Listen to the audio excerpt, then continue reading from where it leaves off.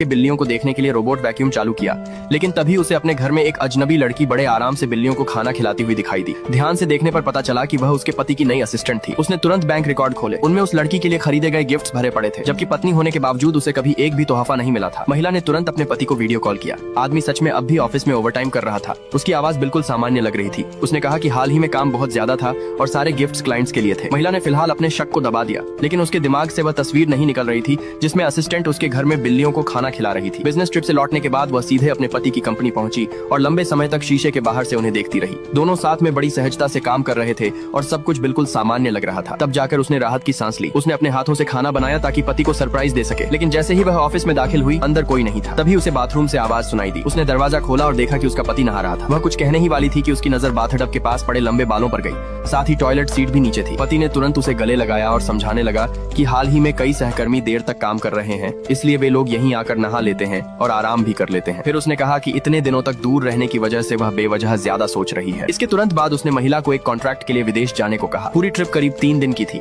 लेकिन 2 दिन बाद ही उसके पति का जन्मदिन भी था। पति ने कहा कि काम ज्यादा जरूरी है। काफी हिचकिचाने के बाद भी महिला एयरपोर्ट चली गई, लेकिन बोर्डिंग से ठीक पहले वह खुद को सिक्योरिटी कैमरा खोलने से रोक नहीं पाई। और जैसा उसने सोचा था, उसका पति और वह असिस्टेंट पहले ही घर पहुंच चुके थे। आदमी मुस्कुराते हुए बोला कि आखिरकार उसने अपनी पत्नी को भेज ही दिया और अब वे 3 दिन आराम से साथ बिता सकते हैं। ये सुनकर महिला पूरी तरह टूट गई। 10 साल की शादी का आखिर यही अंजाम निकला। उसने तुरंत एक वकील को फोन किया और घर के सारे सिक्योरिटी रिकॉर्ड निकलवाए। तभी उसे पता चला कि दोनों पिछले साल से ही उसके पीछे छुपकर मिल रहे थे। कुल 27 सबूत मिले। महिला ने सारे सबूत वकील को सौंप दिए। वह सिर्फ तलाक नहीं चाहती थी, बल्कि चाहती थी कि उसका पति खाली हाथ घर से निकले, लेकिन उसे फिर भी लगा कि इतना काफी नहीं है। अगले दिन उसके पति का जन्मदिन था, इसलिए वह खुद उसके माता पिता को लेकर आई और उसके दोस्तों व सहकर्मियों को भी बुला लिया। सबको लगा कि वे लोग जन्मदिन मनाने आए हैं। कुछ ही देर में घर के नीचे लोगों की भीड़ जमा हो गई। उस वक्त आदमी खुद खाना बनाने में व्यस्त था। तभी जोर जोर से दरवाजा खटखटाने की आवाज आई, जिससे महिला असिस्टेंट की नींद खुल गई। आदमी ने उसे शांत कराया और कहा कि वह जाकर देखता है, लेकिन जैसे ही उसने दरवाजा खोला और बाहर जन्मदिन मनाने के लिए जमा भीड़ को देखा, वह तुरंत सन्न रह गया।